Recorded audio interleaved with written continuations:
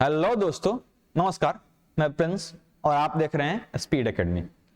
दोस्तों, डे 8 जो हुआ था उसके सेट का मैं आज जीके का सॉल्यूशन दे रहा हूं और आप लोग 20 प्रश्नों को एक साथ इसमें देखने वाले हैं। मैं जीके के सॉल्यूशन में उनका डिटेल्स भी दूंगा, तो आपको वो एक्स्ट्रा फैक्ट्स जो होंगे क्वेश्चन से रिलेटेड उनको कॉपी पे लिखते रहना है, याद करना है, उनको सुनना है, सोचना है, ठीक है, क्योंकि वही आपकी क्षमता को बढ़ा सकेंगे और आप अगले सेट में आके बढ़िया परफॉर्मेंस कर पाएंगे। तो चलिए क्वेश्चंस को शुरू करते हैं। ये डे 8 के प्रश्न होंगे, ठीक है। पहला है, किसी प्रदेश के अक्षांश और कोणीय दूरी के किस संबंध से अभिव्यक्त किया जाता है। देखिए, आज ही हमने बताया आपको कि अक्षांश और कोणीय दूरी जो होता है ये भूमध्य रेखा से प्रदर्शित किया जाता है। किससे प्रदर्शित करते हैं? भूमध्य रेखा से इन सबको प्रदर्शित करते हैं, क्योंकि इसी से जब ये हमारा ग्लोब होता है तो भूमध्य रेखा से ही देखते हैं कि 23.5 डिग्री ऊपर कर्क रेखा, 23.5 डिग्री नीचे मकर रेखा, इसके बीच का जो क्षेत्र होता है उसको विषुवतीय मतलब क्षेत्र बोलते हैं। यहाँ पर सबसे अधिक सूर्य चमकता है, यहाँ सबसे अधिक वर्षा होती है। ये सब हमने आज के सेशन में आपको डिस्कस किया था, तो ये आपका आंसर सही हो जाएगा, भूमध्य रेखा। क्लियर? बढ़ते हैं अगले प्रश्न की ओर। अगला प्रश्न हमारा कहता है कि निम्नलिखित में से कौन सी हरित गृह गैस नहीं है। देखिए, हरित गृह गैस नहीं है कि जब बात की जाए तो यहाँ पे ऑप्शन सही होगा नाइट्रोजन, क्योंकि हरित गृह गैस जो होती है उसमें सबसे अधिक योगदान होता है CO2 का, कार्बन डाइऑक्साइड का, फिर मीथेन CH4 का, ठीक है, और नाइट्रस ऑक्साइड। ये सारी गैसें जो हैं वो हरित गृह गैस में आती हैं। हरित गृह गैस से क्या होता है कि ये पृथ्वी के वातावरण को बढ़ा देती हैं। कैसे बढ़ा देती हैं? पृथ्वी पर जितना प्रदूषण हो रहा है वो सभी प्रदूषण गैस के रूप में जब बाहर निकलता है तो ये कार्बन डाइऑक्साइड गैस जो है ये छतरी का काम करती है, छतरी जैसा काम करने लगती है। सारे जितने भी गैस जा रहे हैं ना सबको ट्रैप करके रोक लेती है और रोकने के बाद नीचे के वातावरण को बढ़ा देती है। नीचे पृथ्वी का वातावरण मतलब गर्मी बढ़ जाती है पृथ्वी के वातावरण में, ठीक है। तो हरित गृह गैस बाकी सभी गैसें हैं, नाइट्रोजन नहीं है। नाइट्रोजन हमारे वातावरण में मतलब हमारे पर्यावरण में देखा जाए तो सबसे अधिक मात्रा में पाया जाने वाला गैस है कौन? नाइट्रोजन। बढ़ते हैं आगे। अच्छा, कितना परसेंट पाया जाता है आप कमेंट सेक्शन में जरूर लिखिए, कितना परसेंट नाइट्रोजन हमारे वायुमंडल में पाया जाता है। अगला प्रश्न हमारा है, इन सम्राटों में से कौन अंतिम दिनों में अपने पुत्र का बंदी रहा था। तो अंतिम दिनों में अपने पुत्र का बंदी रहा था शाहजहां। कौन रहा था? शाहजहां, जिसका पुत्र था औरंगजेब, जिसका पुत्र था औरंगजेब, ठीक है। औरंगजेब ने अपने पिता को ताजमहल के सामने एक जेल बनवा करके कैद रखा था लगभग 8 सालों तक, ठीक है। 1658 से 1666 तक इसने अपने पिता को कैद रखा था। किसको? शाहजहां को। ये वही शाहजहां है जिसने ताजमहल बनवाया था अपनी बीवी के मरने की याद में, ठीक है।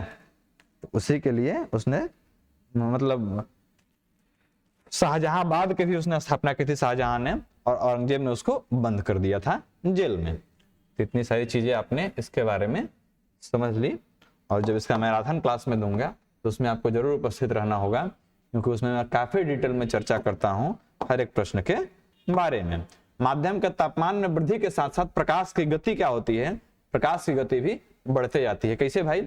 जैसे देखिए, माध्यम में यदि तापमान बढ़ रहा है, तापमान बढ़ने से जितने माध्यम के कण होते हैं उनमें वृद्धि हो जाती, मतलब गति में वृद्धि हो जाती है उन कणों के। तो कण के गति में जब वृद्धि हो जाएगी तो वो जो पूरा रेंज होगा, मतलब जो मीडियम होगा, वो पूरा मीडियम का जो डेंसिटी होगा वो काफी लो हो जाएगा, जिसमें फ्लो करने की पूरी आजादी मिलेगी, और उस स्थिति में प्रकाश का जो रे होगा, मतलब किरण होगा, वो काफी तेजी से उसमें चल पाएगा, ठीक है। तो प्रकाश की गति उसमें तेज हो जाएगी। बढ़ते हैं आगे। वैसे प्रकाश जो है ये एक अनुप्रस्थ तरंग होता है, और अनुप्रस्थ तरंगों को चलने के लिए किसी तरह के मीडियम की जरूरत नहीं पड़ती। प्रकाश निर्वात में भी चल सकता है। ध्वनि को चलने के लिए मीडियम की जरूरत पड़ती है, तो ध्वनि जो है एक तरह के अनुदैर्घ्य तरंग है, ठीक है। बढ़ते हैं आगे। किसी प्रदेश के अक्षांश को कोणीय दूरी के किस संबंध में अभिव्यक्त किया जाता है? ये हमने बता दिया ना अभी। बढ़ते हैं अगले प्रश्न की ओर। कहता है कि माध्यम का तम, अच्छा ये भी मैंने बता दिया। अगले प्रश्न की ओर बढ़ते हैं। क्वार्ट्ज किससे बनाया जाता है? क्वार्ट्ज जो है वो सिलिकॉन डाइऑक्साइड से बनाते हैं। किससे बनाते हैं? सिलिकॉन डाइऑक्साइड से, SiO2। सिलिकॉन डाइऑक्साइड SiO2 इसका फॉर्मूला होता है, ठीक है। इससे क्वार्ट्ज बनाया जाता है। इसका उपयोग घड़ी इत्यादि बनाने में किया जाता है। ठीक है। हेलोजन जो कांच पर प्रहार करती है नहीं होना चाहिए। हेलोजन जो कांच पर इफेक्ट डालती है, मतलब कौन सी, तो फ्लोरीन। अच्छा, हेलोजन है कौन कौन, तो जो मतलब आपका पीरियोडिक टेबल होता है उसका जो 17वां ग्रुप है वो पूरा हेलोजन होता है। ठीक है। इसको याद करने का एक ट्रिक हमने बताया था आपको साइंस वाले सेक्शन में। फिर कल बाहर आई आंटी, कैसे याद रखेंगे, फिर कल बाहर आई आंटी, फिर से हो जाएगा फ्लोरीन। ठीक है। कल से हो जाएगा क्लोरीन, बाहर से हो जाएगा ब्रोमीन, और आई से हो जाएगा आयोडीन, और आगे हो जाता है ऑस्टेंटिन। तो उसमें सबसे अधिक कोई क्रियाशील होता है तो होता है आपका फ्लोरीन, और यही कांच पर प्रहार करता है। इस तरह से आप याद रखेंगे, सबसे अधिक क्रियाशील फ्लोरीन, उसके बाद क्लोरीन, फिर उसके बाद ब्रोमीन, फिर उसके बाद आयोडीन। इस तरह से होता है। ये हेलोजन ग्रुप है। याद करने का ट्रिक क्या होगा, फिर कल बाहर आई आंटी। ठीक है। यदि आपको ये ट्रिक पसंद आया होगा तो आप हमें कमेंट सेक्शन में एक बार इसी ट्रिक को दोबारा जरूर लिख देंगे। ठीक है। आप जिसमें लिखें, हिंदी इंग्लिश किसी में लिखें, इसको जरूर लिखेंगे ताकि आपको याद हो जाए। बढ़ते हैं आगे। कह रहा है कि ऋग्वेद में कितने मंडल हैं। देखिए, ऋग्वेद में कुल मिला के 10 मंडल हैं। कितने मंडल हैं, 10 मंडल होते हैं ऋग्वेद में, जिसमें 2 से लेके 7 तक जो मंडल हैं वो सबसे प्राचीन मंडलों में से हैं। सबसे प्राचीन मंडल 2 से लेके 7 तक। 10वां मंडल के, अच्छा, पूरे ऋग्वेद में 1028 सूक्त आपको मिलेंगे। ठीक है, 1028 सूक्त मिलेंगे। अच्छा, किस मंडल में गायत्री मंत्र का उल्लेख है, आप हमें कमेंट सेक्शन में जरूर बताएंगे। इस ऋग्वेद के किस मंडल में गायत्री मंत्र का उल्लेख है, आप हमें कमेंट सेक्शन में बताएंगे। आपने इतिहास में पढ़ रखा होगा। ठीक है, वैदिक काल में। तो कुल मिला के इसमें क्या होते हैं, 10 मंडल होते हैं। ये आप जरूर याद रखना। मगध राज्य का उत्कर्ष कब से माना जाता है। मगध राज्य का उत्कर्ष 6ठी शताब्दी ईसा पूर्व से माना जाता है। कब से माना जाता है, 6ठी शताब्दी ईसा पूर्व से मगध राज्य का उत्कर्ष माना जाता है। मगध राज्य की प्रथम राजधानी यदि पूछे तो नाम होता है गिरिब्रज, जिसको अभी राजगीर कहा जाता है। मगध राज्य की प्रथम राजधानी गिरिब्रज, जिसको अभी राजगीर कहते हैं। ये आप याद रखेंगे। ठीक है। अवमूल्यन का प्रमुख लक्ष्य क्या होता है। देखिए, अवमूल्यन का प्रमुख लक्ष्य होता है निर्यात को बढ़ावा देना। किसको बढ़ावा देना, निर्यात को बढ़ावा देना। तो बात ये आती है कि अवमूल्यन कहते किसको हैं। कंफ्यूजन तो यहाँ है, आंसर तो बता दिए, कंफ्यूजन तो यहाँ है कि अवमूल्यन किसको कहते हैं। तो जब कोई भी किसी भी देश की सरकार या फिर किसी भी देश का केंद्रीय बैंक जो होता है वो अपने देश की मुद्रा को बाकी दूसरे देशों की मुद्रा में कम कर दे, उसकी तुलना में कम कर दे, तब इसको हम कहते हैं अवमूल्यन। अब तक हमारे देश में 3 बार अवमूल्यन हो चुका है। लास्ट टाइम 1996 में अवमूल्यन हुआ था। अवमूल्यन जो है वो डिमोनेटाइजेशन से बिल्कुल अलग है। डिमोनेटाइजेशन में नोटें बदल दिया जाता है। ये अवमूल्यन में वैल्यू को घटाया जाता है। जैसे मान लीजिए अभी डॉलर के मुकाबले इंडिया जो है, जैसे डॉलर जो है अभी इंडिया में यदि $1 लाते हैं तो उसका वैल्यू लगभग 80 रुपया होता है। मतलब 80 रुपया इक्वल टू $1। तो अभी क्या करें, अपने मुद्रा का दाम घटा देंगे। अभी हम क्या करेंगे, कह देंगे कि $1 का रुपया हो जाएगा 100, 80 के बदले 100 देंगे। तो उससे क्या होता है, निर्यात को बढ़ावा मिलता है। ठीक है।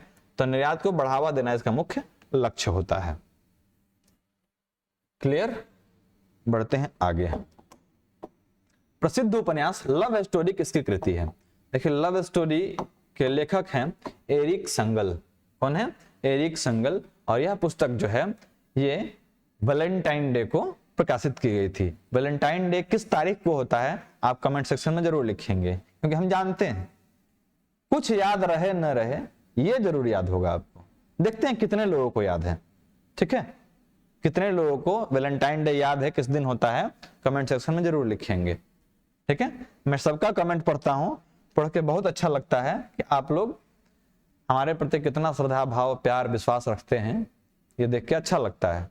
तो कमेंट करते रहें, ये अच्छे लोगों की पहचान होती है। ठीक है। बढ़ते हैं आगे।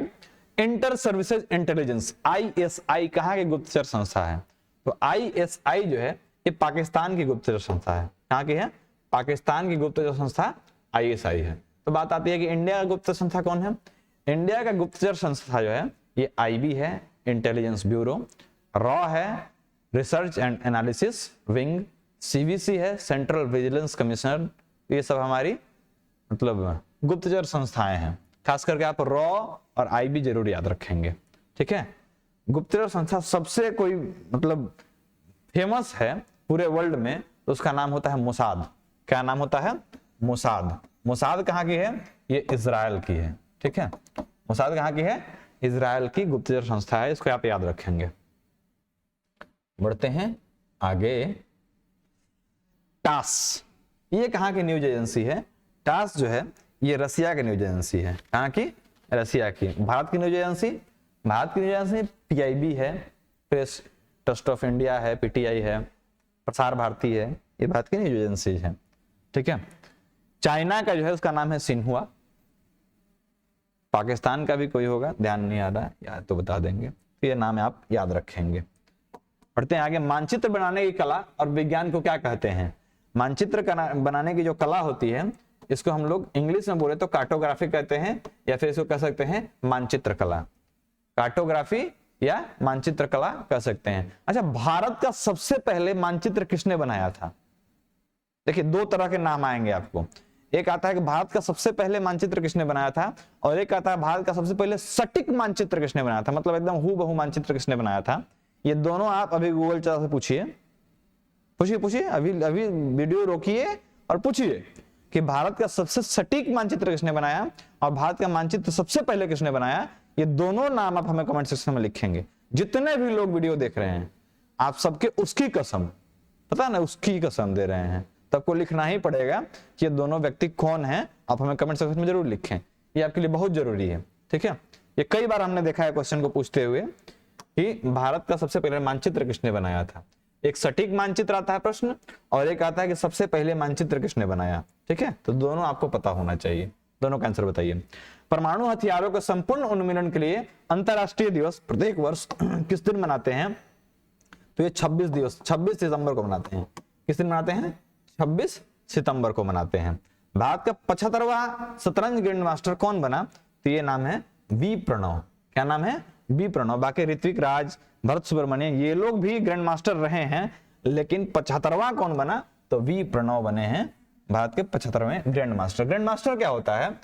तो चेस के अंदर एक प्रतियोगिता आयोजित की जाती है और उसमें देखा जाता है कि मतलब कुछ ड्यूरेशन होता है कि इस ड्यूरेशन के अंदर किसी एक खिलाड़ी ने कितने पॉइंट से कितने लोगों को हराया है, और उस पूरे पॉइंट को जोड़ करके 500 समथिंग यदि क्रॉस कर जाता है तो उसको ग्रैंड मास्टर माना जाता है, ठीक है।